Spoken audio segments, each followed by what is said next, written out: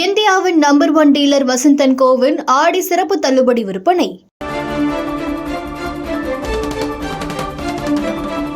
சென்னையில் ஆபரண தங்கத்தின் விலை கிராமுக்கு 75 ரூபாய் உயர்ந்து 11,200 ரூபாய்க்கு விற்பனை. சவரனுக்கு 600 ரூபாய் உயர்ந்து 89,600 ரூபாய்க்கு விற்பனை.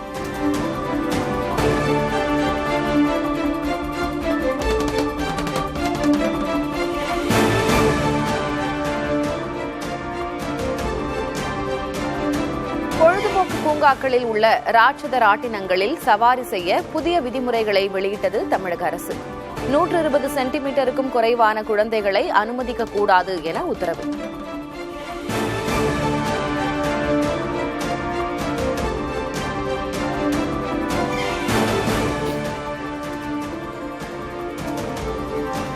தேனி மாவட்டம் ஆண்டிப்பட்டி மலர் சந்தையில் பூக்கள் விலை கடும் சரிவு. கடந்த வாரம் 1,500 ரூபாய்க்கு விலை போன 1 கிலோ மல்லிப்பூ 200 ரூபாய்க்கு விலை குறைந்து விற்பனை.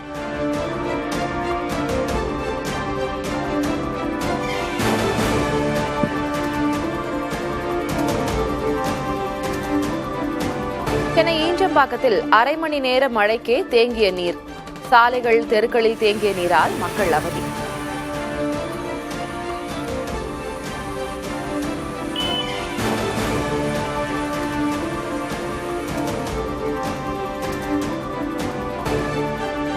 ஜம்மு காஷ்மீரின் உயரமான பகுதிகளில் பருவகாலத்தின் முதல் பனிப்பொழிவு, சமவெளியில் கனமழை. திடீர் வானிலை மாற்றத்தால் ஸ்ரீநகரின் பகல் நேர வெப்பநிலை ஒரே நாளில் 10 டிகிரி செல்சியஸ் வரை சரிந்தது.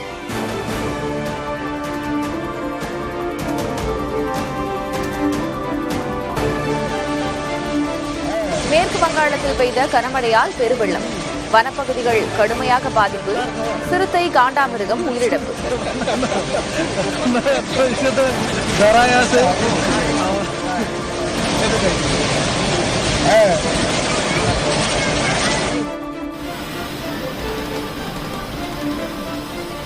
தென் தமிழகம் மற்றும் அதை ஒட்டிய பகுதிகளில் நிலவும் வளிமண்டல மேலடுக்கு சுழற்சி. ஆந்திராவின் பல பகுதிகளில் இடியுடன் கூடிய மழையும் பலத்த காற்றும் வீசும் என எச்சரிக்கை.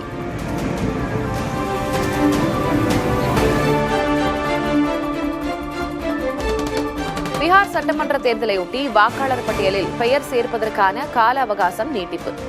மொத்தமுள்ள 7,43 லட்சம் வாக்காளர்களில் 14 லட்சம் பேர் முதல் தலைமுறையினர் என தேர்தல் ஆணையம் தகவல்.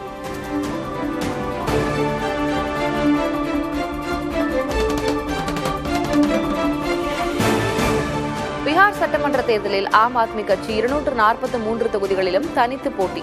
முதற்கட்டமாக 11 பேர் கொண்ட வேட்பாளர் பட்டியலையும் வெளியிட்டது.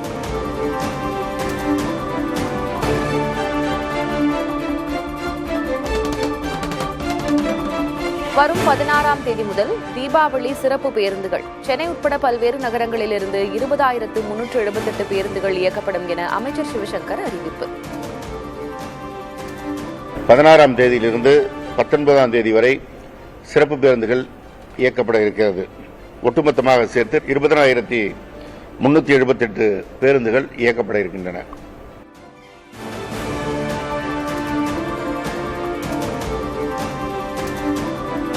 சென்னையில் கிளாம்பாக்கம் உட்பட 3 இடங்களிலிருந்து சிறப்பு பேருந்துகள் ஏற்பாடு. ஈசிஆர் வழி செல்லும் பேருந்துகள் கோயம்பேட்டிலிருந்தும், ஆந்திரா செல்லும் பேருந்துகள் மாதவரத்திலிருந்தும் இயக்கம்.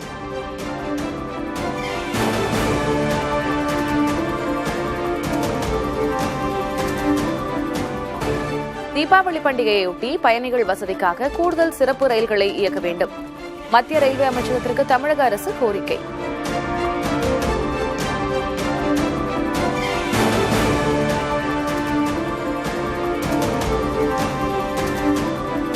தூத்துக்குடி மாவட்டம் ஸ்ரீவைகுண்டம் அருகே சிறுவனை கத்தியால் குத்திய தலைமை காவலர்.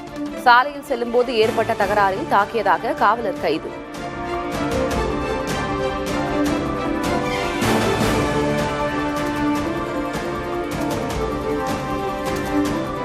தமிழ்நாட்டில் மட்டும்தான் தாய்மொழியில் படிக்காமல் பட்டம் வாங்கும் மோசமான நிலை இருக்கிறது. பாமக தலைவர் அன்புமணி ராமதாஸ் விமர்சனம். இந்தியாவிலேயே ஒரே ஒரு மாநிலத்தில் மட்டும்தான் அவங்க தாய்மொழி பேசாம பட்டம் வாங்கலாம், காலேஜில் படிக்கலாம், ஆராய்ச்சி வாங்கலாம், PhD வாங்கலாம். எல்லாம் பண்ணலாம்.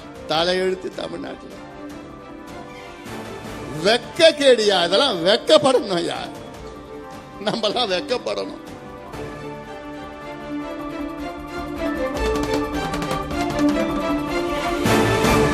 கரூர் கூட்ட நெரிசல் விவகாரத்தில் தாவேகா மன்னிப்பு கேட்க வேண்டும் என கமல்ஹாசன் வலியுறுத்தல். தேவையின்றி செந்தில் பாலாஜி மீது குற்றஞ்சாட்டக்கூடாது எனவும் கருத்து.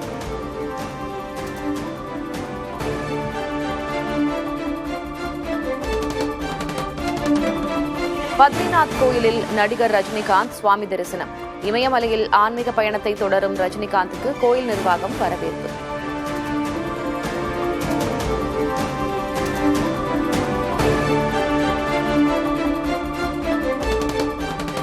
புரட்டாசி பௌர்ணமியையொட்டி அண்ணாமலையார் திருக்கோயிலில் லட்சக்கணக்கான பக்தர்கள் கிரிவலம். நிலவு ஒளியில் நமச்சிவாய மந்திரம் முழங்கியபடி சென்ற பக்தர்கள்.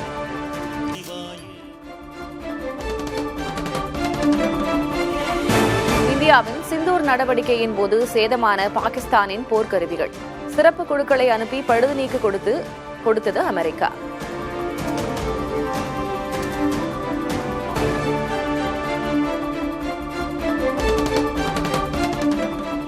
மகளிர் உலகக்கோப்பை கிரிக்கெட்டில் தென்னாப்பிரிக்க அணி முதல் வெற்றியை பதிவு செய்தது. நியூசிலாந்து அணிக்கு எதிரான போட்டியில் 6 விக்கெட் வித்தியாசத்தில் வெற்றி.